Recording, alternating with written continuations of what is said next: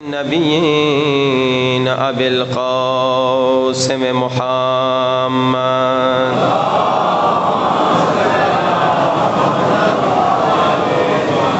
وآل الطیبین الطاہرین المعصومین۔ دعا سرکار امام زمانہ، کوشش کریں سب مل کے بلند آواز سے میرے ساتھ پڑھیں۔ الہی اعظم البلاء وبرح الخفا وانکشف الغطاء وانقطع الرجاء وضاقت الارض ومنعت السماء وأنت المستعان وإليك المشتكى وعليك المعول في الشدة والرخاء اللهم صل على محمد أولي الأمر الذين فرضت علينا طاعتهم وعرفتنا بذلك منزلتهم ففرج عنا بحقهم فرجا عاجلا قريبا كلمح البصر أو هو أقرب۔ بلند آواز، یا محمد یا علی یا علی یا محمد یا علی یا علی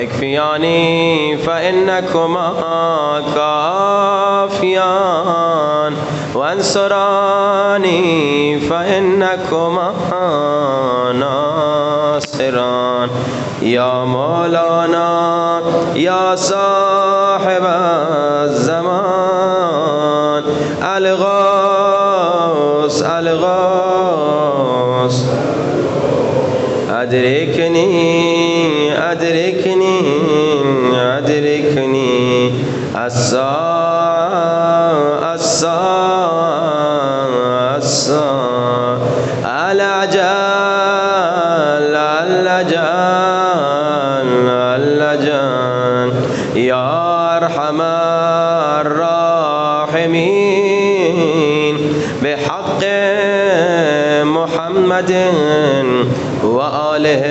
الطاہرین۔ صلوات۔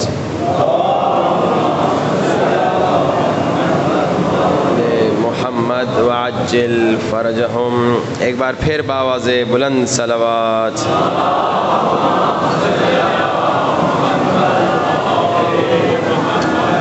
اما بعد فقد قال الله تبارك وتعالى في كتابه المجيد بسم الله الرحمن الرحيم من قتل نفسا بغير نفس أو فساد في الأرض فكأنما قتل الناس جميعا ومن أحياها فكأنما أحيا الناس جميعا۔ بلند ترین صلوات۔ صلی علی وعجل فرجہم۔ مسلسل پچھلی 3 راتوں سے گفتگو ہو رہی ہے کہ اسلام پیغام امن ہے، اسلام سلامتی کا پیغام ہے، اسلام خود لفظ اسلام سلامتی سے نکلا ہے۔ اسلام میں حکم ہے کہ لوگوں جب ایک دوسرے سے ملو تو ایک دوسرے کو کہو سلام علیکم، یعنی ایک دوسرے کو کہو سلامت رہو، سلامتی تیرے ساتھ ہو۔ یہ اسلام کا پیغام ہے۔ بلکہ اسلام میں سب سے بڑا جو مقام ہے، جو درجہ ہے، جو لیول ہے، وہ ایمان ہے، اور ایمان نکلا امن سے ہے۔ ایمان نکلا سلامتی سے ہے۔ ایمان یعنی امن، امن یعنی سلامتی، اسلام یعنی سلامتی۔ جب اسلام کا پیغام یہ ہے کہ ایک بے گناہ انسان کا قتل پوری انسانیت کے قتل کے برابر ہے، تو عالم اسلام میں یہ ظلم کیوں ہے؟ اسلام کا پیغام آپ نے کل سنا کہ مولا علی فرماتے ہیں اگر کوئی مجھے پوری دنیا دے دے، پوری دنیا کا پیسہ دے دے اور کہے چونٹی کے منہ سے ایک دانہ نکالو، میں دنیا کو ٹھکرا دوں گا مگر چونٹی پر ظلم نہیں کروں گا۔ تو یہ آج پاکستان میں اسلامی ملک میں قتل اتنا آسان کیوں ہو گیا انسان کا؟ مولا کہہ رہے ہیں، اسلام کہہ رہا ہے چونٹی پر بھی ظلم نہ کرو، مگر پاکستان کا کیا حال ہے؟ ایک صاحب نے کہا یہاں 5 لاکھ روپے میں آدمی کا قتل ہو سکتا ہے، اتنا سستا۔ مولا کہہ رہے پوری دنیا اگر مجھے ملے، میں چونٹی کو مارنا نہیں کہا، چونٹی کو قتل کرنا نہیں کہا، چونٹی کو کچلنا نہیں کہا پاؤں کے نیچے، کہا چونٹی کے منہ سے دانا نہیں نکالوں گا۔ اور پاکستان میں اسلامی ملک میں ظلم اتنا زیادہ کہ قتل اتنی آسانی سے ہو جا رہا ہے۔ اس کی کیا وجہ ہے؟ اس کی وجہ یہی ہے کہ مسلمانوں نے رسول کی اطاعت نہیں کی۔ رسول نے کہا مسلمانوں 2 چیزیں چھوڑے جا رہا ہوں، ایک کتاب خدا، ایک بلکہ میں ان الفاظ کو بدل کے کہوں، رسول خدا نے گویا یہ کہا 2 چیزیں چھوڑ کے جا رہا ہوں، ایک صامت قرآن، ایک ناطق قرآن۔ دونوں کو مضبوطی سے پکڑو، قرآن کو بھی مضبوطی سے پکڑو، میری اہل بیت کے در کو بھی نہ چھوڑنا۔ بس یہی غلطی کی اکثر مسلمانوں نے جو غلط راستے پہ چڑھ گئے۔ ایک تو میں نے جیسے کل کہا تھا بہت سارے وہ جو غلط کام کرتے ہیں اسلام کا نام استعمال کر کے، وہ مسلمان کا صرف اسلام کا صرف لبادہ پہن کے آئے ہیں، صرف اسلام کا کپڑا پہن کے آئے ہیں، لیکن انہیں دشمن نے بھیجا ہے تاکہ اسلام کو بدنام کرے، کیونکہ اسلام بہت پھیل رہا تھا ویسٹرن ممالک میں، بہت سارے لوگ مسلمان ہو رہے تھے اسلام کو دیکھ کر، اسلام کے پیغام کو دیکھ کر، امن کے پیغام کو دیکھ کر، تو دشمنوں نے کہا اسلام کی شکل بگاڑ دو۔ کچھ تو ایسے ہیں جو ایجنٹ ہیں جو اسلام کا لبادہ، اسلام کا لباس پہن کے آ کے قتل بھی کر رہے ہیں، آ کے ظلم بھی کر رہے ہیں، آ کے تشدد بھی کر رہے ہیں، آ کر اسلام کی شکل کو بگاڑنا چاہ رہے ہیں، مگر اکثریت شاید جاہل ہیں۔ سارے تو ایجنٹ نہیں ہوں گے نا، سارے تو دشمن کے ایجنٹ نہیں ہوں گے۔ ہاں ہو سکتا ہے یہ کہوں میں بلکہ کچھ پیسے لے کر ایجنٹ ہیں اور کچھ مفت کے ایجنٹ ہیں۔ مفت کے ایجنٹ یعنی وہی کرتے ہیں جو دشمن چاہتا ہے۔ اسلام میں ظلم کرنے کی اجازت نہیں۔ ابھی آپ نے سنا اسلام کہہ رہا ہے کہ چونٹی پر بھی ظلم نہ کرو، تو پاکستان میں اتنا ظلم کیوں ہے؟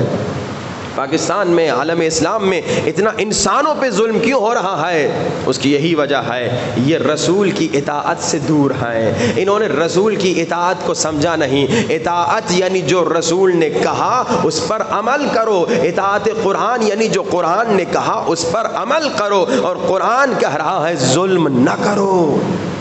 اور دوسرا پیغام، پہلا پیغام تو یہ ہوا جس نے ایک انسان کا قتل کیا اس نے پوری انسانیت کا قتل کیا، اور دوسرا پیغام ومن احیاہا، کتنا پیارا پیغام ہے، جس نے ایک انسان کو زندگی دی، جس نے ایک انسان کی زندگی بچائی، اس نے گویا پوری انسانیت کو بچایا، اس نے گویا پوری انسانیت کی زندگی بچائی۔ اور مسلسل گفتگو ہو رہی ہے کہ میرے مولا علی نے رسول کی زندگی بچائی، میرے آقا علی نے رسول خدا کی زندگی بچائی۔ بلکہ آج ایک اور جملہ آپ کو ہدیہ کروں، میرے مولا علی نے صرف رسول خدا کی زندگی نہیں بچائی، میرے مولا علی نے صرف رسول خدا کی مدد نہیں کی، بلکہ تاریخ گواہ ہے آدم بھی جب مشکل میں گرفتار ہوئے تو مشکل کشا علی تھے، نوح کی کشتی جب بھور میں پھنسی تو مشکل کشا علی تھے، ابراہیم کو جب آگ میں پھینکا جا رہا تھا تو مشکل کشا علی تھے، اسی طرح موسیٰ جب عصا مارنا چاہ رہے تھے تو مشکل کشا علی تھے۔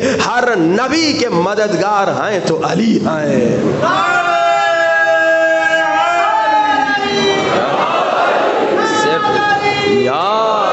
صرف ہمارے نبی کے مددگار نہیں بلکہ تمام انبیاء کے مددگار علی ہیں۔ ایک عربی کا شعر آپ کو ہدیہ کروں، ترجمہ بھی سناؤں گا۔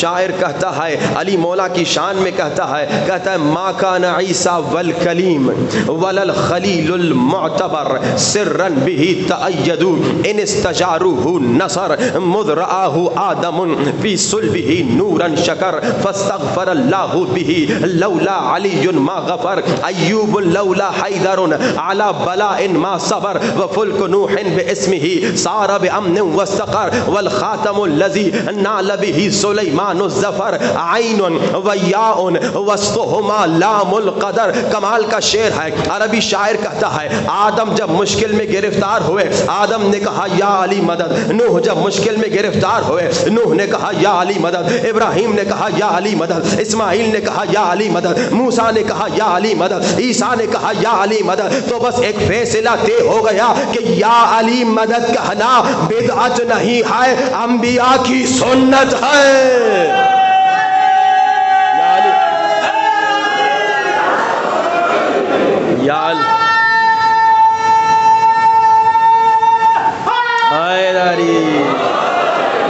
یا علی مدد کہنا بدعت نہیں ہے، انبیاء کی سنت ہے۔ ہر نبی نے یا علی مدد کہا اور علی نے ہر نبی کی مدد کی۔ انشاءاللہ اگر وقت رہا اور یاد رہا، البتہ میرا موضوع یہ نہیں ہے، کبھی آپ کو آیت سناؤں گا انجیل سے، توریت سے، زبور سے۔ یہ انگریزوں کی کتاب ہے، عیسائیوں یہودیوں کی کتاب ہے۔ ان کتابوں میں آج بھی 30 مرتبہ سے زیادہ علی مولا کا نام آیا ہے، لیکن کس انداز سے؟ مشکل کشا کے نام سے، کہ جب بھی کسی کو کوئی مشکل پڑتی تھی تو کہتا تھا یا علی مدد، اے علی مدد فرما، اے ایلیا مدد فرما، اے ایلی مدد فرما۔ بلند ترین صلوات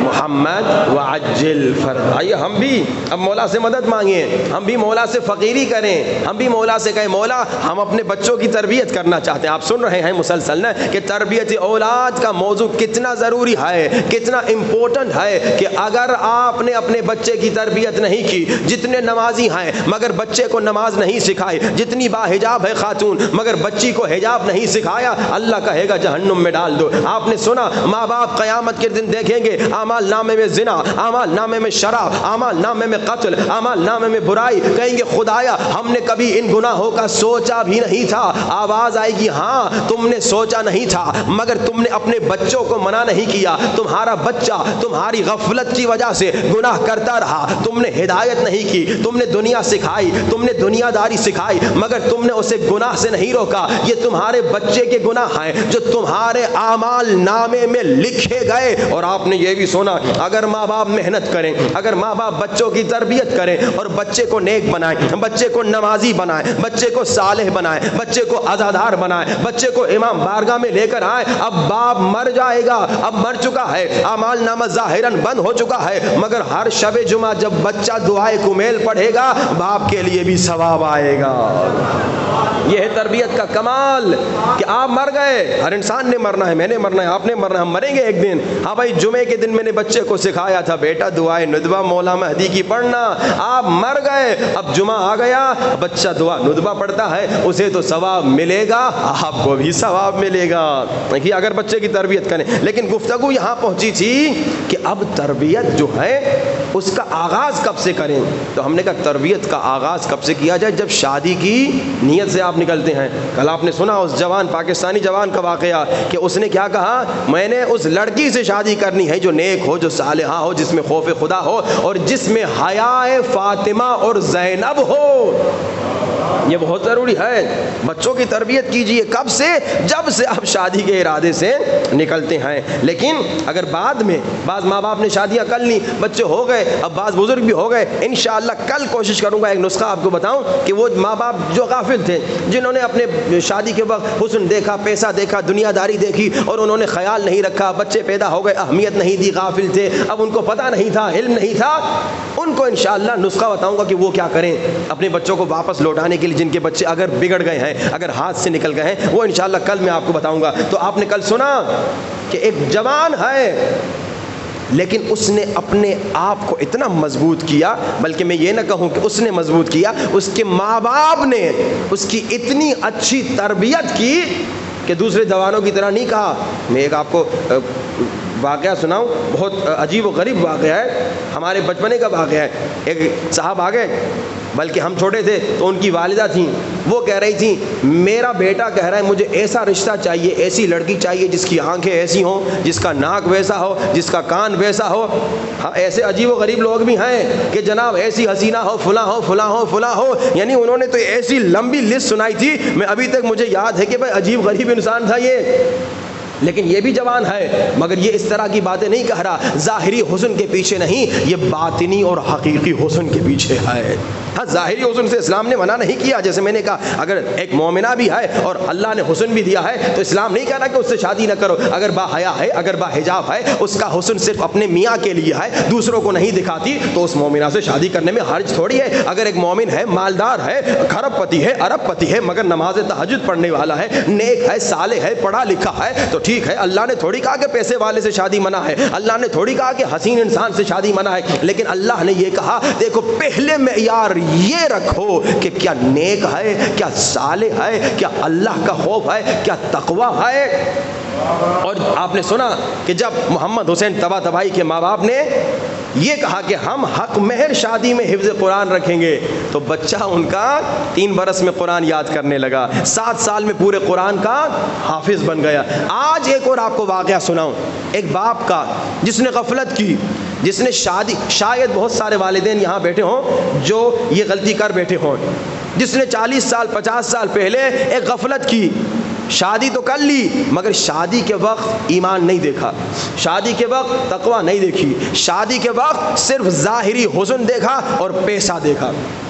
ہم ایک مرتبہ میرے خیال میں 2007 کا واقعہ ہے، بہت پرانا، تبلیغات کے لیے یورپ گئے تھے، تو ایک مومن آیا، پنجاب کا ہی مومن تھا، اس وقت شاید تھا 50 55 60 سال کا، آگے رو رہا تھا، بڑا پریشان تھا. کہا مولانا صاحب غلطی ہو گئی. کیا غلطی ہو گئی؟ کہا میں 40 سال پہلے 50 سال پہلے کسی طریقے سے یورپ پہنچا، اب جوان تھا میں اور جوانی کا نشہ، اور جب یورپ پہنچا تو شیطان کا وسوسہ، یہاں پر میں گمراہ ہو گیا اور میں نے صرف دنیا داری کو فکر اہمیت دی، نہ مسجد جاتا تھا نہ نماز پڑھتا تھا.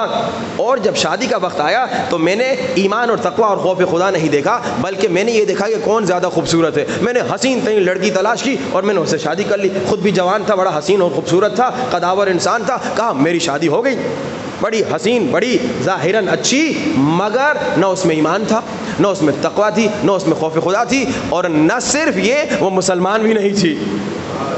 کہا میں نے عیسائی سے شادی کر لی، مجھے یہ بھی نہیں پتا تھا کہ عیسائی سے پوری والی شادی ہو نہیں سکتی، لیکن اب اس نے کہا جوانی کا نشہ تھا، شادی ہو گئی.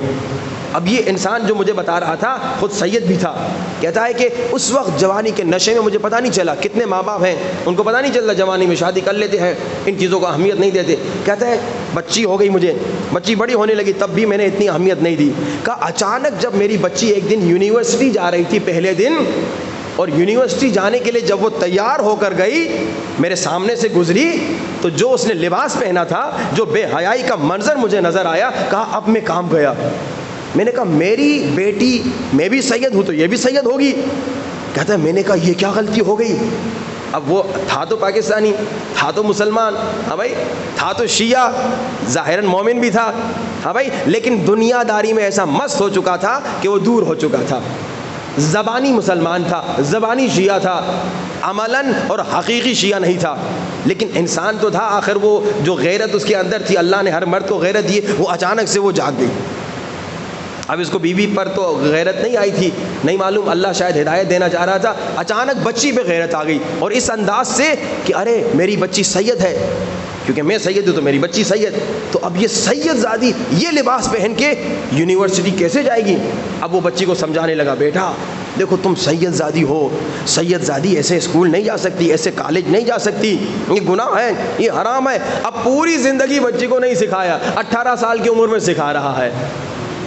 تو کہا اثر نہیں ہو رہا.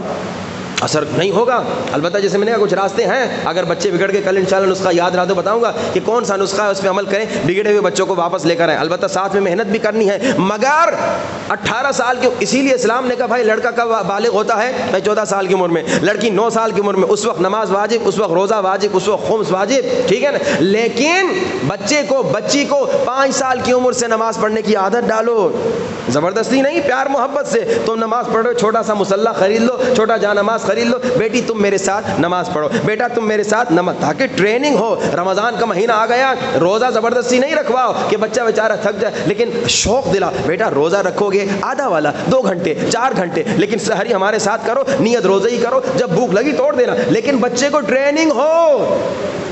ہم جب بالغ نہیں تھے اس وقت بھی جب ہمارے پاس پیسہ آتا تھا, ہمارے ابا کہتے تھے کہ خمس نکالو, تاکہ عادت ہو اپنے پیسوں میں سے خمس نکالنے کی.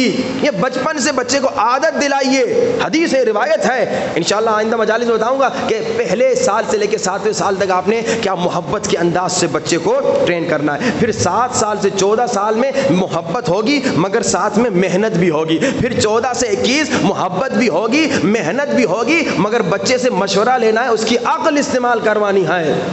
یہ پورا ایک پروسیس ہے تربیت کا کہ کم سے کم 21 سال تک آپ نے فل فوکس بچے پہ کرنا ہے, کس انداز سے فوکس کرنا ہے. اب اس نے کہا 18 سال کی عمر میں, پہلے میں نے نہ نماز کا کہا, نہ روزے کا کہا, نہ حجاب کا کہا, دنیا میں مست تھا. بس یہ اچانک جب اس لباس میں نے پہلی بار دیکھا تو میں بس گھبرا گیا کہ سید زادی میری بیٹی یہ کیا پہن کے جا رہی ہے. کہا میں نے بڑا سمجھایا, اپنی عزت کرو, تو سید زادی, مگر وہ نہیں سمجھی, بہت دیر ہو چکی تھی. میں نے 1-2 نسخے اسے بتائے, 1-2 طریقے بھی بتائے, لیکن ایک حدیث یاد آ گئی میرے مولا کی. ایک شخص آیا میرے مولا کے پاس, مولا علی کے پاس, صلوات پڑھی باوز بلند,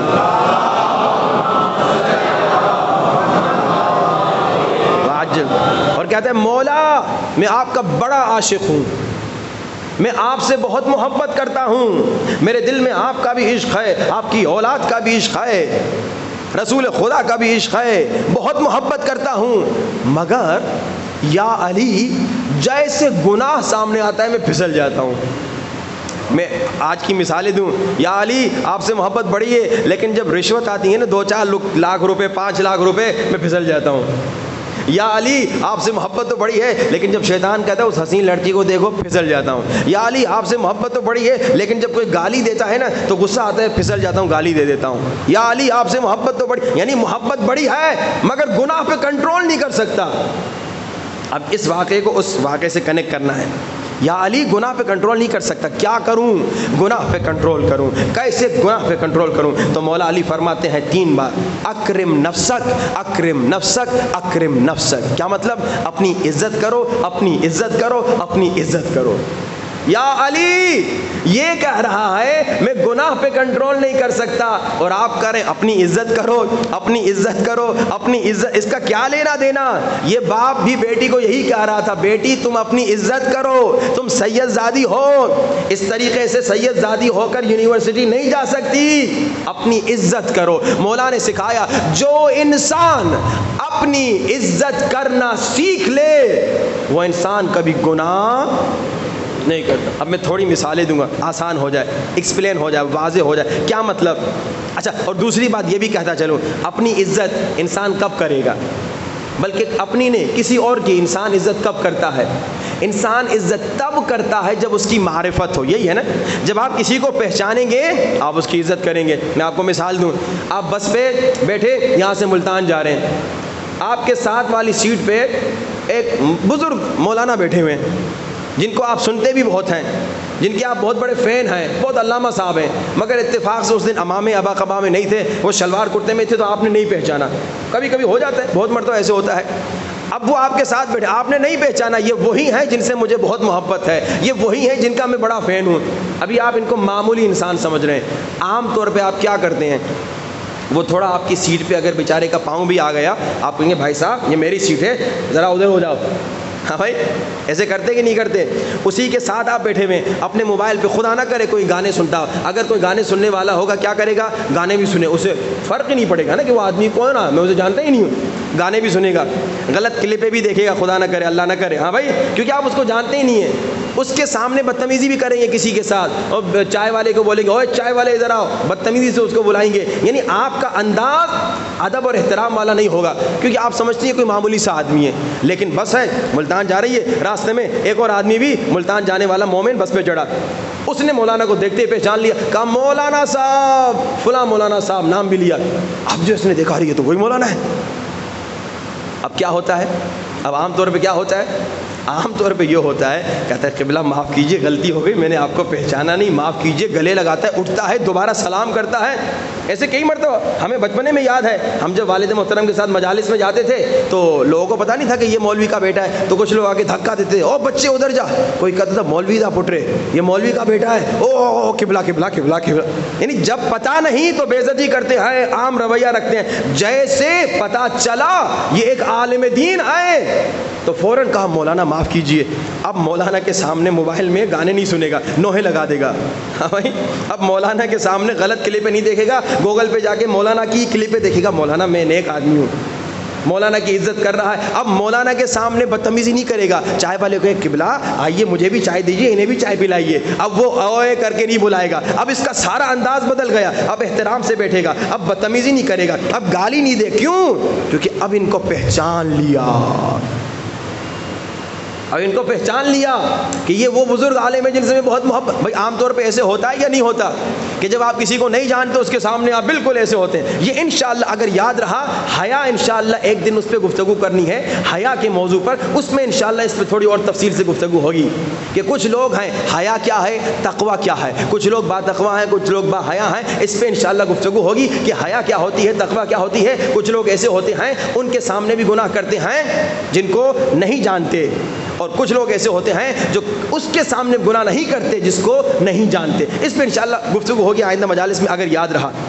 تو اب انسان نے جب پہچان لیا اس مولانا کو تو وہ عزت کرے گا, اب گناہ نہیں کرے گا, اس کے سامنے بدتمیزی نہیں. یہی تو مولا کہہ رہے ہیں, اپنے آپ کو پہچان لو, تمہارا مقام کیا ہے, تو پھر تم کبھی گناہ نہیں کرو. خود کو پہچانو تو صحیح, تم ہو کون, تمہاری ویلیو کیا ہے, تمہاری عزت کیا ہے. وہ باپ سمجھا رہا تھا بیٹی کو, تمہاری ویلیو یہ ہے تم سید زادی ہو, مگر دیر میں سمجھایا, بہت دیر میں. بچپن, یہ تربیت کا میسج ہے. اپنے بچوں کو بچپن سے ٹرین کیجئے کہ بچوں دیکھو تمہاری ویلیو کیا ہے, تمہاری عزت کیا ہے. میں ایک دوسری اپنی مثال دوں اپنے بچپنے کی. ہم چھوٹے سے تھے, میں خیال میں 6-7 سال, بچہ ہے, بچہ شرارت کرتا ہے. البتہ یہ بھی کہتا جاؤں, بچے کو بچپنا کرنے دیجئے.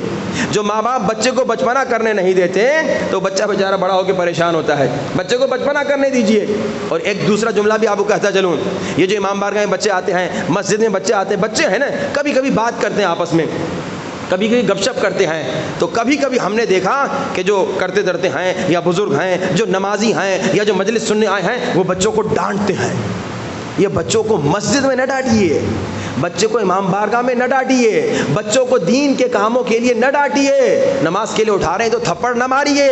بچہ کہے گا اچھا نماز کی وجہ سے مجھے تھپڑ پڑی, اچھا مسجد میں ہمیں ڈانٹتے ہیں, اچھا امام بارگاہ ہمیں ڈانٹتے. نہیں, بلکہ موٹیویٹ کیجئے, شوق دلائیے. بچوں جو کل سے چپ رہے گا مجلس میں, جتنے بچے ہیں ان کو کیک ملے گا, ان کو جوس ملے گا, ان کو بسکٹ ملے گا, تاکہ بچوں کو ٹریننگ مل جائے. مگر بچوں کو ڈانٹو نہیں. ایک عالم نے اچھا جملہ کہا, انہوں نے کہا جس محلے میں, جس علاقے میں, جس مسجد میں بچوں کے بات کرنے کی آواز بند ہو جائے وہ مسجد آئندہ خالی رہے گی. پتہ نہیں جملہ آپ سمجھے یا نہیں سمجھے. کیا مطلب, یعنی بچے مسجد میں آتے ہیں, بات چیت کرتے ہیں, مگر بزرگ نکال دیتے, اوے باہر چلے جاؤ, مسجد میں کوئی بات کی جاتی ہے. اب وہ بچہ ایک مرتبہ جب نکالا گیا پھر وہ شاید سالوں تک نہیں آئے گا. بچوں کو ڈانٹیے نہیں, بچوں کو پیار سے سمجھائیے. بچہ ہے, اس نے گپ شپ کرنی. اب میں اپنی مثال دوں, اب بچپنے میں کبھی کبھار, اچھا یہ بھی سنیے, یہ بھی بچوں کو سکھانا ہے نا آرام آرام سے. بعض کام بچہ گھر میں بھی کرتا ہے, باہر بھی وہی کام کرتا ہے. بچے کو سکھانا ہے بیٹا باہر الگ ہے, گھر الگ ہے. گھر میں ماں باپ کے ساتھ ہو, باہر بہت سارے لوگ ہیں, وہ پتہ نہیں کیا اس کا سمجھیں گے کہ بچے نے یہ کام کیوں کیا, بچے نے یہ جملہ کیوں کہا. تو یہ بچوں کو ٹریننگ دینی. اب ہم بچے تھے تو ہم نے گھر میں تھوڑی سی بچپنا کر دیا, تھوڑا سا وہ کھیل کود کر لیا, اور پھر باہر بھی نکل کے وہی کرنے لگے. تو اب ابا نے ہمیں سمجھایا, کہا کہ دیکھو بیٹا تم ہو مولانا کے بیٹے, اب سارے لوگ جانتے ہیں تمہیں کہ مولوی صاحب کے بیٹے ہو تو چھوٹے سے, لیکن تمہاری عمر کے بچے جب تمہیں دیکھتے ہیں جب تم وضو کرتے ہو تو تمہارے کو دیکھ کر تم سے وضو سیکھتے ہیں. اور یہ میں نے دیکھا بیچارے چھوٹے چھوٹے کہتے تھے مولانا صاحب کا بیٹا ہے. ہم جب نماز پڑھتے تھے بچے کھیلتے تھے آگے ہمارے ساتھ کھڑے ہو جاتے تھے, میں مولوی صاحب کا بچہ نماز پڑھ رہا ہے. انہوں نے کہا جو تم کرتے ہو دوسرے بچے تم سے سیکھتے ہیں, اور جب تم نماز کے ٹائم پہ کھیلتے ہو بچے بھی نماز چھوڑ کے کھیلنے چلے جاتے. کہتے مولوی کا بیٹا نماز نہیں پڑھ رہا تو پھر ہم نماز کیوں پڑھیں. البتہ یہ غلط بات ہے, مولوی کے بیٹے کے پیچھے نہ جاؤ, دین کے پیچھے جاؤ. کبھی کبھی ہو سکتا ہے مولوی کا بیٹا خراب ہو, لیکن اب کیا ہوا, ہمیں جب بابا نے یہ سکھا دیا تو ہم نے اس پہ غور کیا. جب کبھی موڈ ہوتا تھا نا گھر سے باہر شرارت کرنے کا, اچانک یہ بات یاد آ جاتی تھی, اب یہ دوسرے بچے ہمیں دیکھ رہے ہیں, اپنی عزت کرو, اپنی عزت کرو, اپنی عزت کرو. 3 مرتبہ مولا علی نے کہا تو ہم کہتے تھے بھائی نہیں اب بےزتی ہو جائے گی. بھائی مولوی کا بیٹا ہوں, یہ کام کوئی غلط کام نہیں تھا, کوئی حرام کام نہیں تھا, مگر یہ عزت جب انسان اپنی ویلیو جان لے گا کہ میری ویلیو یہ ہے, میرا اسٹیٹس یہ ہے, تو وہ انسان غلط کام نہیں کرے گا. مولا نے کہا اگر چاہتے ہو گناہ سے بچو اپنی عزت کرو. اپنی عزت کب کرے گا انسان؟ کسی کی عزت تب کرتا ہے جب اسے پہچان لے. اے مسلمانوں خود کو پہچانو, اور اسپیشلی شیعو, اے شیعو اپنی ویلیو سمجھو, اپنی عزت سمجھو. جب اپنی عزت سمجھو گے تب تم اپنی عزت کرو گے. جانتے ہو تم شیعو کی عزت کیا ہے؟ عزاداران امام حسین کی عزت کیا ہے؟ روایت ہے جتنے مومنین بیٹھے ہیں نا مجلس میں, ان سب کے قدموں کے نیچے فرشتے اپنے پر بچھاتے ہیں. یہ تمہاری عزت ہے, یہ تمہاری ویلیو ہے. اب جب پہچان لوگے, مولوی کو پہلے نہیں جانتا تھا, جیسے پہچانا السلام علیکم کیا, عزت کی. اب خود کو پہچان لیا تم نے, اب تمہیں پتا چل گیا کہ میں تو وہ ہوں جب مجلس میں 1 گھنٹہ بیٹھتا ہوں میرے قدموں کے نیچے معصوم فرشتے آسمان سے اترتے ہیں اور پر بچھاتے ہیں. یہ میری عزت ہے, یہ میری ویلیو ہے, یہ میرا اسٹیٹس ہے. تو جب خود کو پہچانو گے تو اپنی عزت کرو گے نا, اپنی عزت کرو گے نا. اپنی جب عزت کرو گے تو گناہ نہیں کرو. ایک عالم دین کا واقعہ ہے. عالم دین کہتے جب میں عالم نہیں تھا, یونیورسٹی کا اسٹوڈنٹ تھا, مگر تھا سید. یہ سید عالم دین کہتے ہیں اب جب میں جوان تھا اور یونیورسٹی کا اسٹوڈنٹ تھا, عالم بھی نہیں تھا, گھر میں بھی کوئی عالم نہیں تھا, یہ عالم کہتے ہیں میرے جتنے دوست ہیں نا وہ سب سینما جاتے تھے فلمیں دیکھنے انڈیا کی. کب مجھے بھی کہتے تم بھی آؤ چلیں. میں کہتا تھا, کہتے میں اس وقت عالم نہیں تھا مگر میں اپنی عزت کرنا جانتا تھا. یہ عالم کہتے اس وقت میں کہتا تھا بھائی میں سید ہوں, سید ہوتے ہوئے گندی فلمیں دیکھنے سینما کیسے جاؤں گا. تو عالم نہیں تھا مگر اپنی عزت تھی, یہ سید کیسے جائے گا. اور پھر عالم دین کہتے جب میں عالم بن گیا کبھی کبھار سوچتا ہوں کہ اگر میں ان کے ساتھ فلمیں دیکھنے جاتا, وہی لوگ مجھے آ کے جب میں تبلیغ کرتا کہتے ارے مولوی پہلے تو ہمارے ساتھ فلمیں دیکھتے تھے اور اب تبلیغ کر رہے ہو. یہ بات ہے ویسے غلط, یہ جملہ ہے غلط, یہ کہنا نہیں چاہیے کیونکہ حر بھی پہلے غلط تھا, توبہ جب کی تو نیک بن گیا. یہ بات ویسے کہنی نہیں چاہیے, انسان ہے ایک دن گنہگار تھا مگر احساس ہو گیا, توبہ کر لی, نیک بن گیا. مگر عوام میں یہ جملہ کہتے ہیں او یہ مولوی آج نماز کی بات کر رہا ہے, ہمارے ساتھ نمازیں قضا کرتا تھا. یہ آج کہہ رہا ہے گندی فلمیں نہ دیکھو, ہمارے ساتھ ایک زمانے میں گندی فلمیں دیکھتا تھا.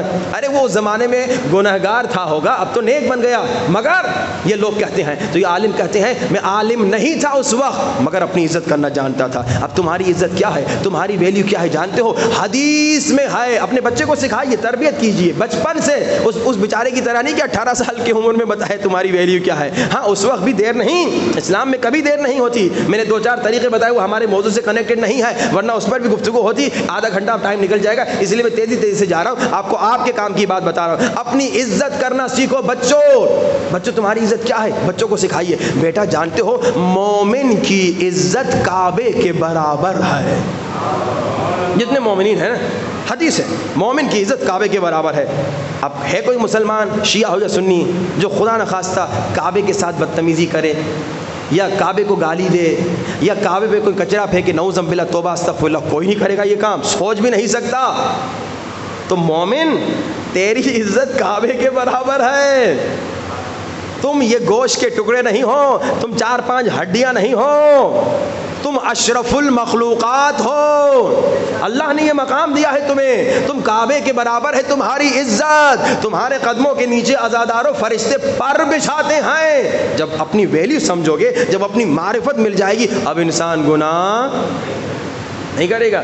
ایک اور سوال پوچھوں, علم عباس کا سب احترام کرتے ہیں, جتنے شیعہ ہیں سب علم عباس کو چومتے ہیں. عشق ہے ہمارا علم عباس, ہے نا؟ صحیح بات کہہ رہا ہوں نا؟ ہے کوئی شیعہ خدا نہ خواستہ جو علم عباس کو زمین پہ گرائے؟ توبہ استغفر اللہ, سوچنا بھی انسان گھبرا جاتا ہے.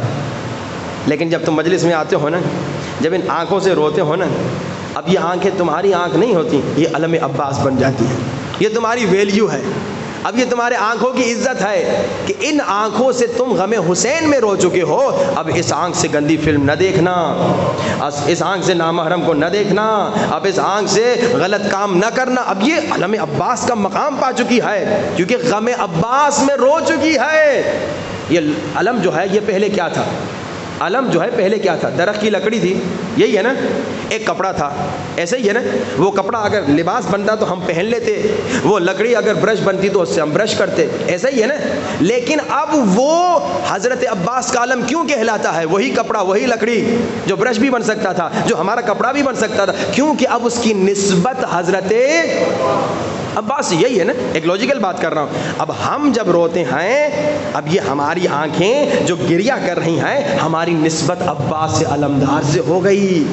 اپنی عزت سمجھو، تمہاری ویلیو یہ ہے کہ تمہاری آنکھ علم عباس، جن کانوں سے تم یا حسین سن رہے ہو، اب یہ گانے سننے کے قابل نہیں، اب یہ صرف نوحے سنیں گے، یہ صرف قرآن سنیں گے، کیونکہ یہ علم عباس ہیں۔ یہ زبان جس سے یا حسین کہہ رہے، یہ ہاتھ جس سے ماتم کر رہے ہو، یہ اب علم عباس کا مقام پا چکے ہیں۔ اپنی عزت کرو، جب انسان اپنی عزت کرنا سیکھ لے کبھی گناہ نہیں کرے گا۔ بلند ترین صلوات۔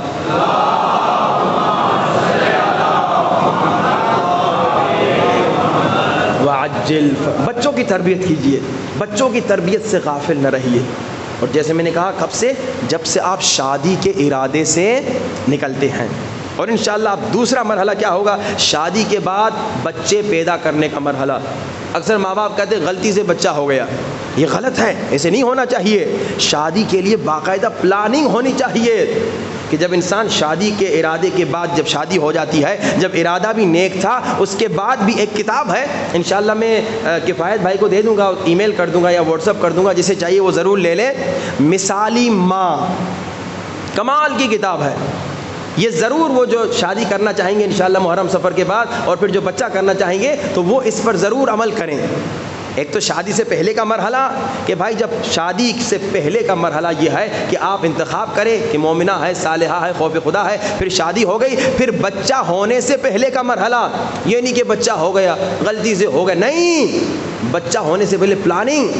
اللہ کے رسول کو اللہ کہتا ہے، حبیب، اے مصطفیٰ، اے میری جان، اے میرے محبوب، فاطمہ زہرا کی ولادت سے پہلے 40 دن تم بھی عبادت کرو، 40 دن بی بی خدیجہ بھی عبادت کریں، اور پھر اللہ جنت سے سیب بھیجتا ہے کہ یہ سیب کھاؤ، یہ سیب کھاؤ، تو اللہ کے رسول کہتے ہیں فاطمہ زہرا میں سے جنت کی خوشبو آتی ہے۔ یہ اللہ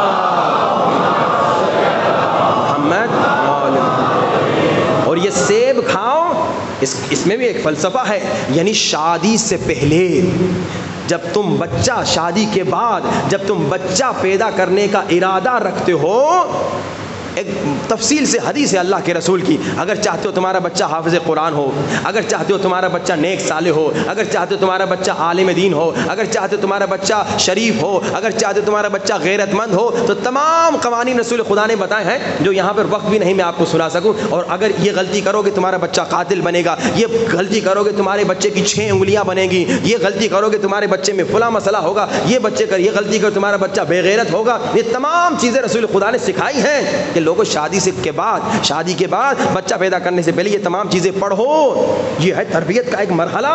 ایسے نہ ہو کہ آپ غلطی کر بیٹھے اور پھر کہ غلطی ہو گئی، نہیں، جب بھی بچہ کرنے کا ارادہ ہو تو پہلے اپنے آپ کو صاف کریں، گناہوں سے صاف کریں، پاک کریں، اور سب سے بڑی کیا؟ وہ سیب والا واقعہ، اللہ نے کہا حبیب سیب کھا، یعنی رزق حلال۔ اللہ کے رسول ہمیں سکھا رہے ہیں، خدا ہمیں سکھا رہے ہیں، لوگوں اگر تم رشوت کے پیسے سے کھانا کھا رہے ہو، بیوی کو کھانا کھلا رہے ہو اور نطفہ ٹھہرا، یہ بہت خطرناک منزل ہے۔ روایت سنا رہا ہوں، اللہ کے رسول جا رہے تھے، کچھ لوگ بھی ساتھ تھے، اور ایک بچے نے آ کر رسول خدا سے بدتمیزی کر لی، چھوٹا بچہ۔ اللہ کے رسول نے کہا یہ بچہ ہے نا، مگر یہ ولد الحرام ہے۔ باپ ساتھ میں تھا، ڈر گیا، کہا یا رسول خدا اس کا مطلب یہ ہے کہ غلطی ہوئی ہے اس کی وائف کی؟ کہتا ہے تمہاری وائف کی غلطی نہیں ہوئی، اس میں غلطی تمہاری ہے۔ کہا ولد الحرام تو وہی ہوتا ہے نا جس میں اس کی ماں کی غلطی ہو۔ کہا اس میں ماں کی غلطی ہوگی، میری کیا غلطی؟ کہا غلطی تمہاری ہے۔ کہا میری کیا غلطی؟ اللہ کے رسول نے فرمایا جب اس بچے کا نطفہ ٹھہرا تھا نا تم رزق حرام کھا کے آئے تھے، تم نے گھر میں رزق حرام کھلایا تھا۔ یعنی جو رشوت لیتے ہیں وہ سمجھ رہے ہیں ولد الحلال پیدا کر رہے ہیں، لیکن وہ غلط بچے پیدا کر رہے ہیں۔ تو پھر نتیجہ کیا ہوتا ہے؟ بچہ بڑا ہو کے بدتمیزی کرتا ہے، بچہ گالیاں دیتا ہے اپنے ہی باپ کو، بچہ بے ادب ہوتا ہے۔ یہ دیکھ کتنا ضروری ہے کہ جب بچہ پیدا کرنے کا ارادہ ہو اور اس کے بعد کا مرحلہ جب بچہ شکم میں آ گیا تو یہ مثالی ماں جو میں نے کتاب بتائی، یہ مثالی ماں کمال کی کتاب ہے۔ پورے 9 مہینے کا اس میں طریقہ ہے کہ پہلے مہینے میں کیا کھائے، دوسرے مہینے میں کیا کھائے، پہلے مہینے میں کیا دعا پڑھے، دوسرے مہینے میں کیا دعا پڑھے، وہ پورا پروسیس بتایا گیا ہے۔ بلکہ یہ آج کی ریسرچ آپ کو بتاؤں، کمال کی ریسرچ ہے، آج کل کی ریسرچ ہے کہ انہوں نے کہا کہ ماں باپ اگر چاہتے ہیں ان کا بچہ ڈاکٹر بنے، اگر چاہتے ہیں ان کا بچہ انجینئر بنے، تو جب بچہ ماں کے شکم میں ہے اس وقت ہی ڈیسائیڈ کریں۔ کیا مطلب؟ وہ آپ نے محمد حسین طباطبائی کا واقعہ سنا نا کہ انہوں نے کیا کہا، حق مہر کیا ہے؟ حفظ قرآن۔ تو ماں باپ نے کیا کہا، ہم قرآن حفظ کر رہے تھے، جب شکم میں بچہ تھا تب بھی ہم قرآن حفظ کر رہے تھے۔ بچہ سنتا ہے، بچہ ماں کے پیٹ میں سنتا ہے، آپ کسی بھی ڈاکٹر سے پوچھ لیں، بچہ ماں کے شکم میں ماں کی آواز سنتا ہے۔ اسی لیے علماء کہتے ہیں جب پیٹ میں بچہ ہو گانے نہ سننا، فلمیں نہ دیکھنا، غلط کام نہ کرنا، غیبتیں نہ سننا، بچہ سن رہا ہے، ریکارڈ کر رہا ہے۔ تو آج کی ریسرچ کہہ رہی ہے لوگوں اگر تم چاہتے ہو تمہارا بچہ ڈاکٹر بنے، اب آج کل کا زمانہ کچھ اس طرح سے فاسٹ ہو گیا ہے، ٹائم ہر چیز کے لیے رہتا نہیں، بہت ساری ریسرچز ہیں، اب ساری ایک انسان کہاں سے پڑھ پائے گا؟ تو ایک کمال کی ریسرچ انہوں نے کہا جو ماں باپ چاہتے ہیں ان کا بچہ ڈاکٹر بنے تو تھیوری ماں کے پیٹ میں اپنے بچے کو پڑھائے۔ اللہ اکبر، کمال کی بات ہے، کیونکہ یہ جو 3 سال ہے نا، 9 مہینے پیٹ میں اور 2 سال پیدا ہونے کے بعد، یہ 3 سال جو ہے نا یہ کمال کے سال ہیں۔ ان 3 سالوں میں آپ اگر چاہیں اپنے بچے کو 10 زبانیں سکھا سکتے ہیں۔ اب انگریزوں نے ریسرچ کی زبانوں پہ، لیکن آپ اگر چاہیں پورا قرآن سکھا سکتے ہیں، نہج البلاغہ سکھا سکتے ہیں، مفاتیح سکھا سکتے ہیں، اگر ماں باپ محنت کریں۔ دیکھیں مزدوری میں آپ محنت کرتے ہیں نا، پیسے کمانے میں محنت کرتے ہیں نا، تربیت میں بھی محنت کی ضرورت ہے، یعنی کہ ٹانگ پہ ٹانگ رکھوں اور سوتا رہوں بچہ میرا نیک نمازی بن جائے گا، محنت کی ضرورت ہے۔ آپ اگر چاہتے ہیں آپ کا بچہ ڈاکٹر بنے، پیٹ میں تھیوری پڑھاؤ، بچہ جب پیدا ہوگا کیونکہ پیٹ میں سن چکا ہے مگر اب بچہ ہے، جب بچہ پیدا ہوگا تو دوسرے بچے جو ڈاکٹر بننے آئیں گے ان کو تھیوری پڑھنے میں اگر 3 سال لگیں گے، اس سے 3 مہینے لگیں گے۔ یہ پہلے 3 سال بہت کمال کے ہیں۔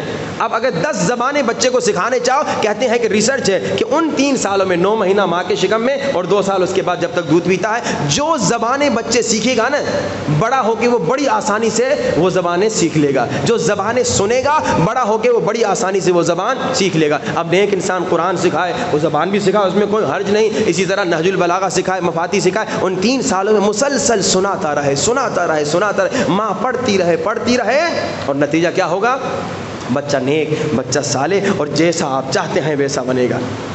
دیکھیے بچے کو تربیت کے لیے محنت کی ضرورت ہے، اور اگر آپ چھوٹی سی غلطی کر لیں جب بچہ پیٹ میں، یہ واقعہ اور پھر مصائب کی طرف، چھوٹی سی آپ اگر غلطی کر لیں جب بچہ پیٹ میں ہو تو دیکھیے کیا ہوتا ہے۔ علامہ مجلسی کا نام سب نے سنا ہوگا، بزرگ عالم دین ہیں، بہار الانوار کے لکھنے والے، ان کا واقعہ ملتا ہے کہ ایک مرتبہ ان کا بچہ، یہ مسجد جاتے تھے درس پڑھانے، نماز پڑھانے، ایک مرتبہ ان کا بچہ ہے کھیلتا کودتا، اس نے دیکھا ایک بیچارہ بوڑھا ہے، جوان ہے، جو بھی ہے، ایک مشک لانے والا انسان تھا۔ پہلے زمانے کا واقعہ ہے، اس میں نلکے ولکوں کا سلسلہ ہوتا نہیں تھا، لوگ بڑی دور سے مشک میں پانی بھر کے آتے تھے اور پلاتے تھے لوگوں کو۔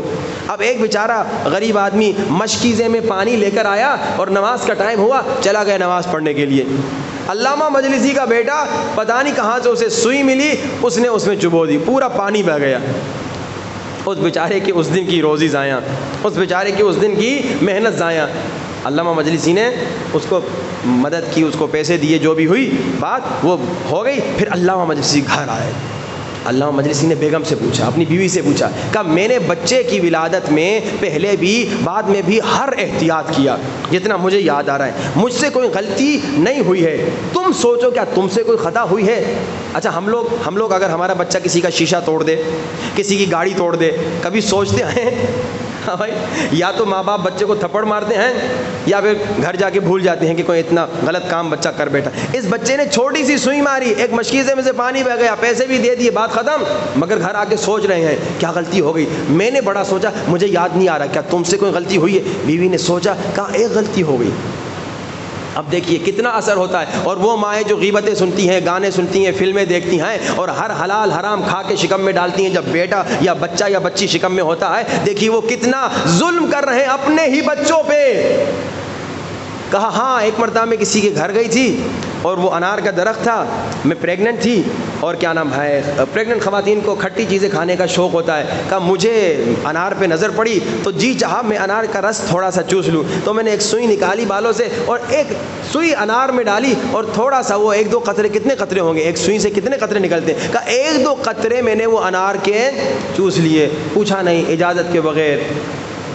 اللہ اکبر، اللہ اکبر۔ اب دیکھیے اتنا احتیاط کرنے والے ماں باپ، علامہ مجلسی اور ان کی بیوی، اتنے بزرگ گھرانے، اتنے دیندار گھرانے، اتنا احتیاط کرنے کے باوجود ایک چھوٹی غلطی ماں نے کی، بچے نے وہی کام کیا۔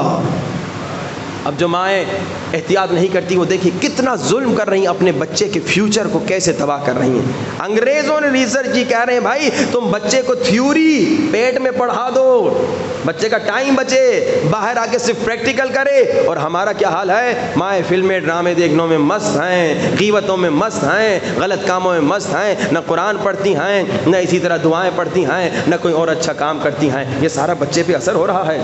اکثر آپ جو دوائیاں کھاتے ہیں خواتین، اس میں لکھا ہوتا ہے کہ آپ مرد بھی جب کھائیں اس کی پرسکرپشن میں جب آپ جائیں گے دیکھیں گے لکھا ہوتا ہے خواتین جو پریگننٹ ہیں وہ یہ نہ کھائیں یا پوچھ کر کھائیں ڈاکٹر سے۔ کیوں؟ کیونکہ اگر دوائی غلط کھا لی تو بچے پہ اثر ہوگا، اسی طرح عمل اگر غلط کیا تو بچے پر اثر ہوگا۔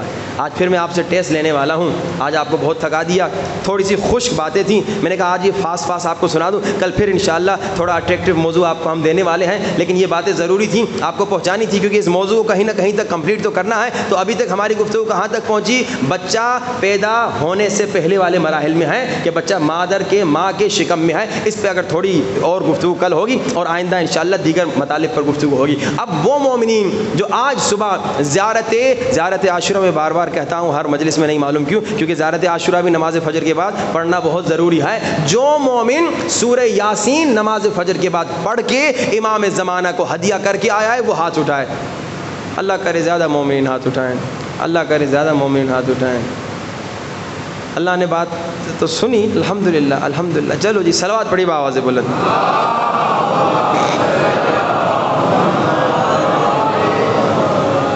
لیکن جو امید تھی وہ مجھے رزلٹ نہیں ملا، کیونکہ میں نے کہا تھا کہ بھائی سن کے آ جاؤ، ہاں بھائی سن کے ہی آ جاؤ۔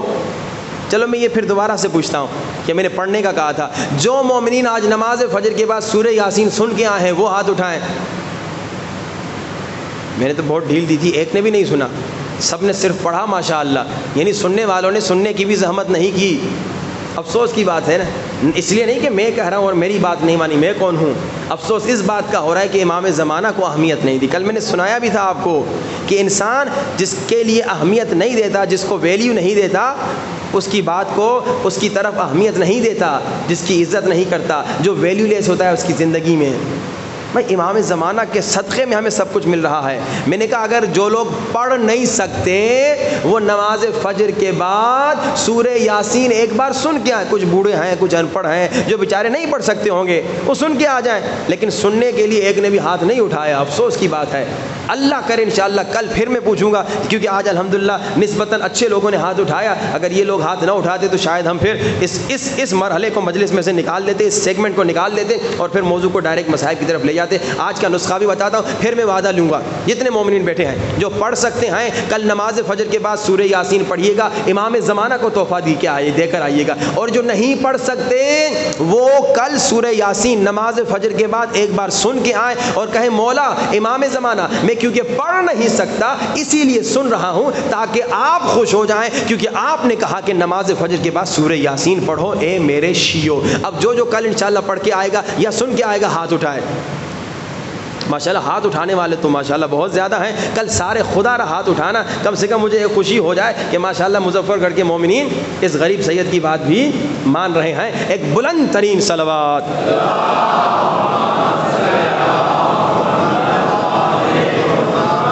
عجل فرجہم۔ اب آج کا نسخہ، آج کا صحت کے لیے نسخہ دینا ہے۔ کل میں نے وہ نسخہ دیا تھا نا، فاللہ خیر حافظا وہو ارحم الراحمین، یہی دیا تھا نا سورہ یوسف کا آیت نمبر 64، اس کا آدھا حصہ۔ آج کا نسخہ بہت آسان اور بہت سستا نسخہ، جس میں محنت بھی نہیں۔ اب یہ بھی ہر روز کا نسخہ ہے لیکن سورہ یاسین کی طرح نہیں۔ سورہ یاسین تھوڑا مشکل تھا لیکن یہ آپ کے کام کا ہے، آپ کی مرضی، اس پہ ہاتھ نہیں اٹھواؤں گا۔ کیا نسخہ ہے؟ اللہ کے رسول کے زمانے میں، رسول خدا کے زمانے میں جب بھی کوئی پنساری کی دکان میں جاتا تھا، یہ نسخہ کھانے والا نسخہ ہے، صحت کے لیے نسخہ ہے۔ اللہ کے رسول کے زمانے میں جب بھی کوئی پنساری جاتا تھا نا اور کہتا تھا رسول خدا کا پسندیدہ دانہ چاہیے، نام نہیں لیتا تھا دانے کا، تو دکاندار اسے کلونجی دیتا تھا۔ کلونجی وہ کالے دانے ہیں نا، ہر پاکستانی گھر میں یہ ضرور ہے کیونکہ مسالوں میں خوب استعمال کرتے ہیں۔ کلونجی یہ وہ دانے ہیں کہ روایت ہے کلونجی کے استعمال سے آپ 1000 بیماریوں سے دور رہیں گے۔ اور دوسری روایت میں ہے کلونجی کے استعمال سے انسان ہر بیماری سے بچے گا مگر موت سے۔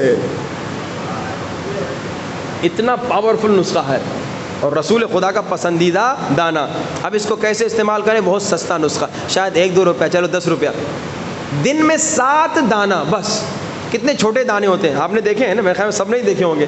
7 دانہ کلونجی کے صبح آپ ناشتے سے پہلے تھوڑی سی اصلی شہد لے کے اس کے ساتھ کھا لیں، امیونٹی سسٹم بھی مضبوط ہوگا، 1000 بیماریوں سے محفوظ ہوں گے، ہر بیماری سے دور ہوں گے موت کے علاوہ۔ اب اس پہ عمل کریں تو آپ کی مرضی، نہ بھی کریں بھی تو وہ آپ لوگ کیا کہتے ہیں؟ تواڈی مرضی، ایسے ہی کہتے ہیں نا۔ تھوڑی سی پنجابی ہمیں بھی سیکھ لینی چاہیے۔ صلوات پڑھیے بآواز بلند۔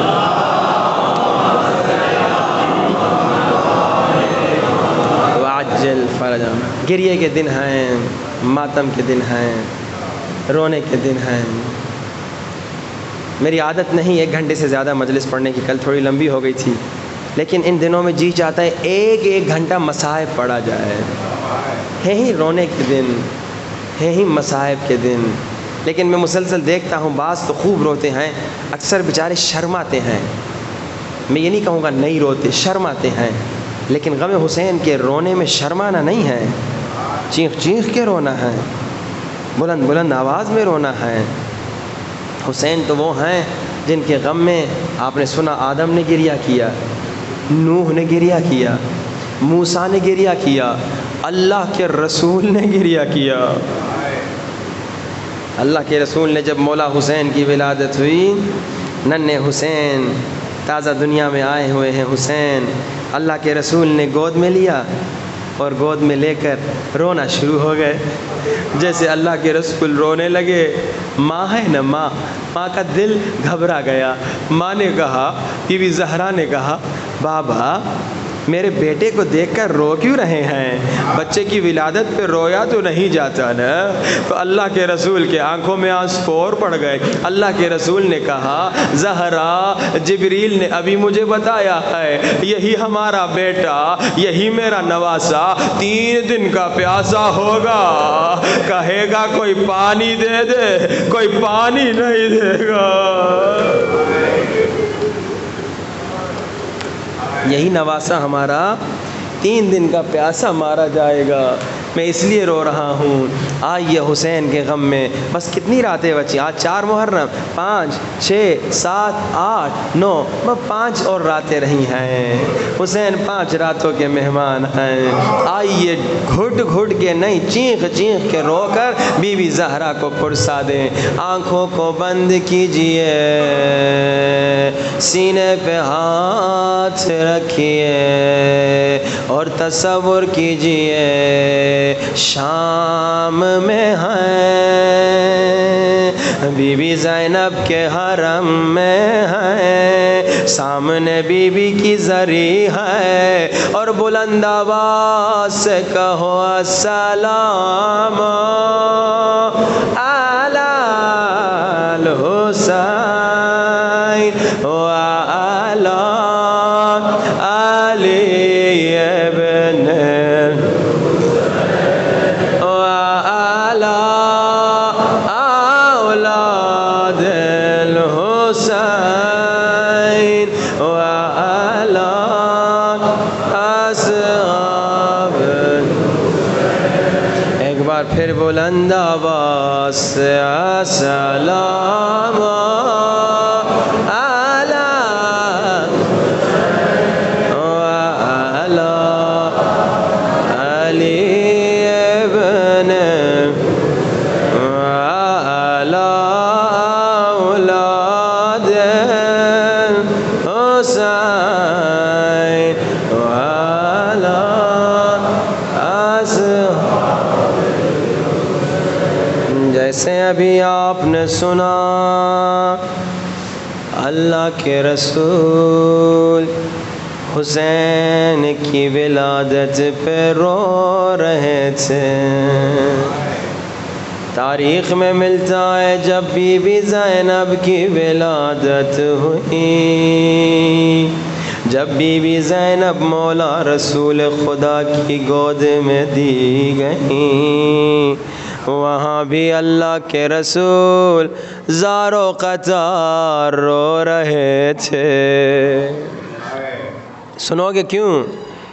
بی بی زہرا نے پھر پوچھا بابا کیوں رو رہے ہیں؟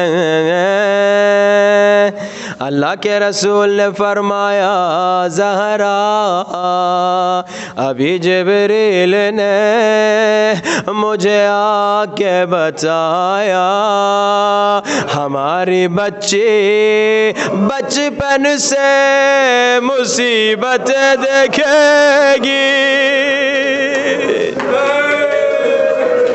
ہماری بچے بچپن سے مصیبت دیکھے گی۔ روتی ہوئی آنکھوں سے سب مل کے ماتم کرو یا حسین یا حسین یا حسین، سب مل یا حسین یا حسین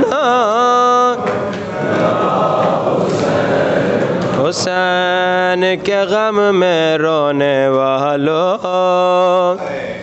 آج بی بی زینب کے مصائب پڑھنے ہیں۔ عزادارو امام زمانہ فرماتے ہیں اگر چاہتے ہو میں تمہاری مجالس میں آؤں، کبھی میری پھوپھی زینب کے مصائب پڑھا کرو، کبھی چچا عباس۔ آج امام زمانہ کو بلانا ہے۔ امام زمانہ مجھے نہیں معلوم ابھی آپ کہاں ہیں، مولا جہاں بھی ہیں تھوڑی دیر یہاں آئیے نا۔ ہاتھوں کو بلند کیجئے، امام زمانہ کو بلائیں، سب ہاتھوں کو سروں سے بلند۔ جو ابھی تک شرماتے تھے رونے میں، اب تو لائٹ بھی نہیں ہے، اب جی کھول کے رو لینا۔ یا صاحب الزمان مولا مولا مولا جان، بلند آواز یا مولا مولا مولا جان، یا صاحب الزمان مولا مولا سب کی آواز نہیں آ رہی. یا سا ہاتھ سروں سے بلند. مولا مولا مولا ہمارے گنہگار ہاتھوں کو نہ دیکھ، تجھے ان زخمی ہاتھوں کا بوجھ جنہیں ظالموں نے گردن کے پیچھے بوجھ دے. عزادارو، بیوی کے غم میں کوئی گھٹ گھٹ کے نہ روئے.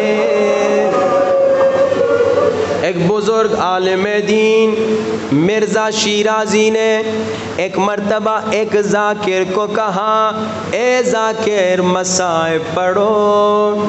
ذاکر کہتا ہے میں نے مصائب پڑھنا شروع کیا، ابھی میں نے پہلا جملہ کہا. سنو کہ کیا جملہ کہا؟ کہتا ہے میں نے کہا لوگو دخلت زینب علی ابن زیاد، لوگو زینب بے چادر ابن زیاد کی دربار میں لائی گئی. غیرت مندو، جس سے رونا نہ آئے اپنی ماں بہنوں کی چادروں کو یاد کرو. یہ عالم دین جیسے یہ جملہ سنتے ہیں، مصائب کا پہلا جملہ، ذاکر کہتا ہے مرزا شیرازی اپنے سر کو پیٹنا شروع ہو جاتے ہیں، اپنے چہرے پہ تماچے مارتے ہیں. بزرگ آیت اللہ تھے، اتنا خود کو مارتے ہیں بے ہوش ہو جاتے ہیں. آیت اللہ کو پانی دیتے ہیں، مرزا شیرازی ہوش میں آتا ہے. ذاکر قریب آگے کہتا ہے آیت اللہ میں نے تو ابھی مصائب شروع ہی نہیں کیے، آپ بے ہوش ہو گئے. آیت اللہ کی چیخوں میں اضافہ ہوا. آیت اللہ نے کہا اس سے بڑی مصیبت کیا، وہ زینب جو نانا کے روزے پہ ہائے رات کو جاتی تھی، وہ زینب اور شرابی کا دربار، اس سے بڑی مصیبت کیا، اس سے بڑی مصیبت کیا، زینب کی اس سے بڑی مصیبت کیا. زینب کا امتحان سنو گے. بی بی زینب کوفہ لائی گئیں. کوفہ کون سا شہر تھا؟ کوفہ وہی شہر تھا جس میں بی بی زینب کبھی شہزادی تھی، آقا زادی تھی، قرآن کی استاد تھی. جانتے ہیں جب بی بی زینب بابا علی کے زمانے میں آئی تھی کس شان سے آئی تھی؟ سر پہ چادر تھی، بی بی محمل میں تھی، ایک طرف حسن ایک طرف حسین، سامنے عباس علمدار.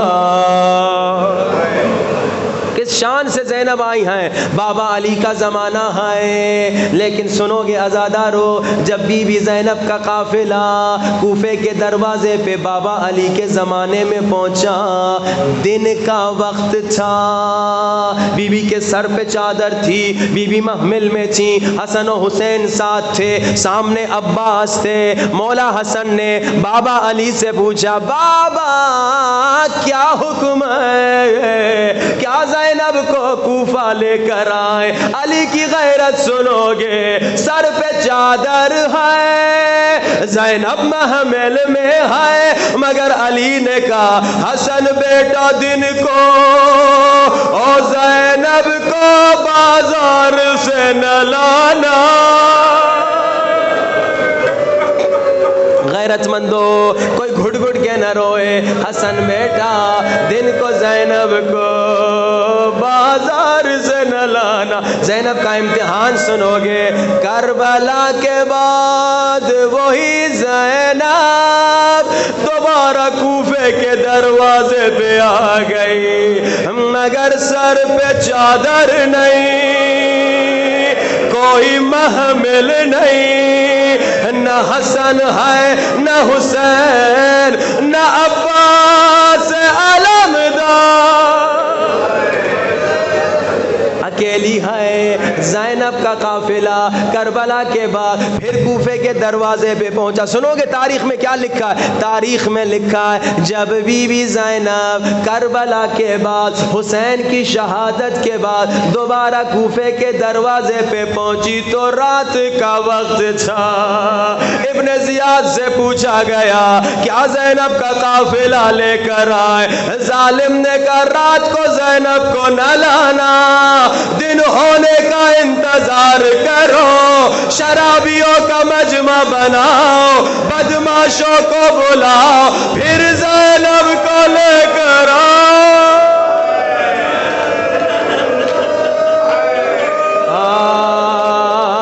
میں قربان سجاد کی مظلومیت۔ بس دو مصر فارسی کا نوحہ اور زحمت تمام۔ شاعر کہتا ہے جب بی بی زینب کو ہائے کوفے کے بازار میں لا رہے تھے ظالم، عجب نہیں شاید بی بی زینب نے بھائی حسین کے سر کی طرف دیکھ کر کہا ہو حسین جانا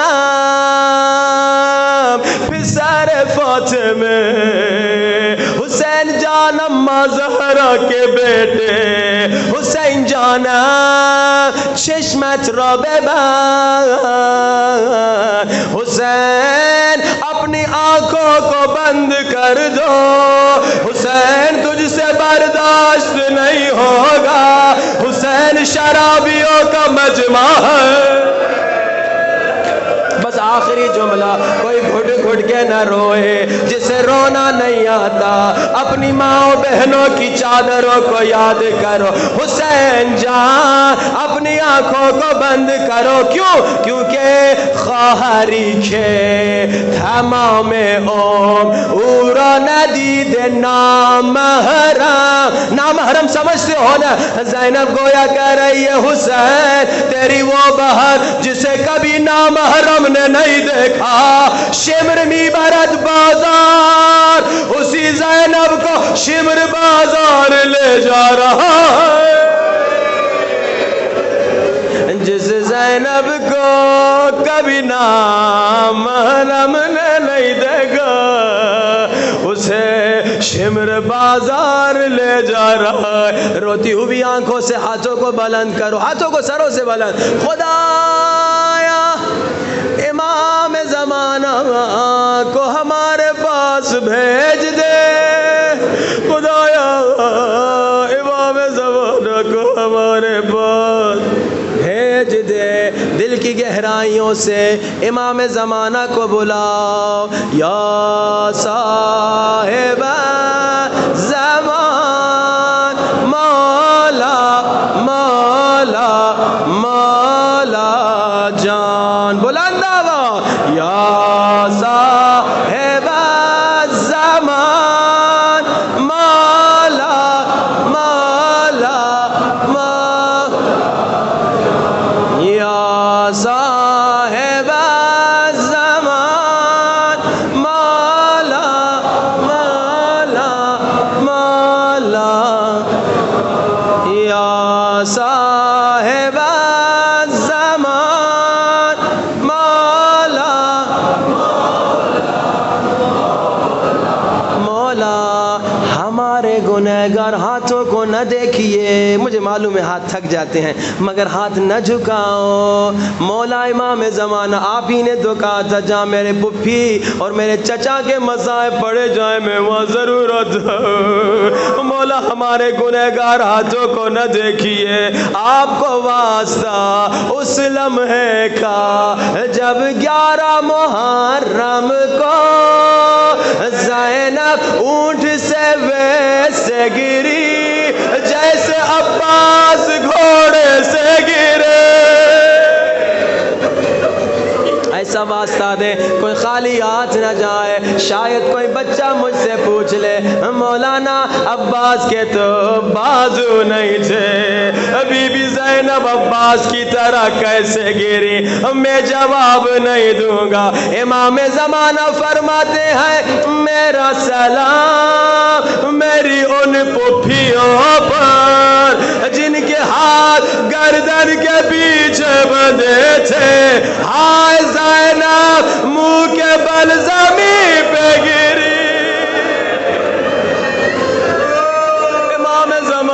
امام زمانہ تھوڑی دیر آئیے.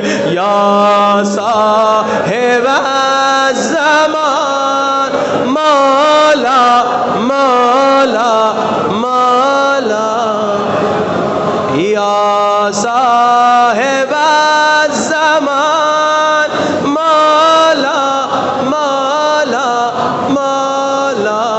جا 5 مرتبہ بلند آواز سے اللہم عجل ولیک الفرج, اللہم عجل ولیک الفرج, اللہم عجل ولیک الفرج, اللہم عجل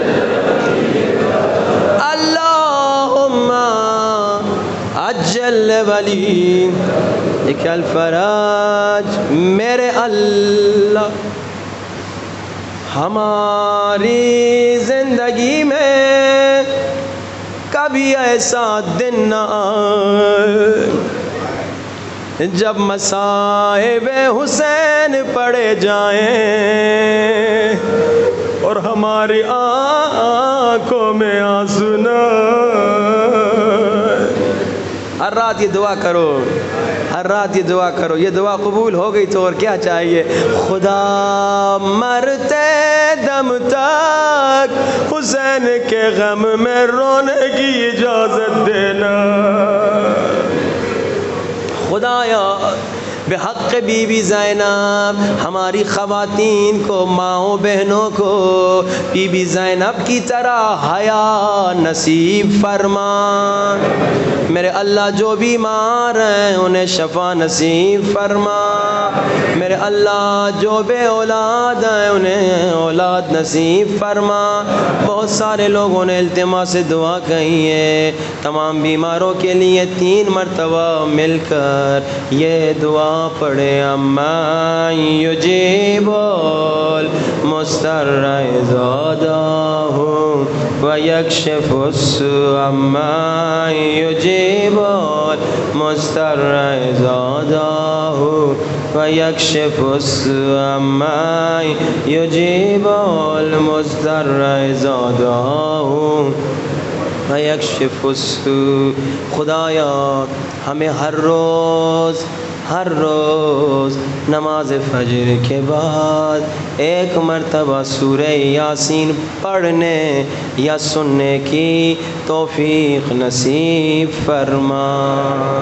حاضرین مجلس کے مرحومین, بانیان مجلس کے مرحومین اور ہمارے مرحومین کے لیے 1 مرتبہ سورۃ الفاتحہ.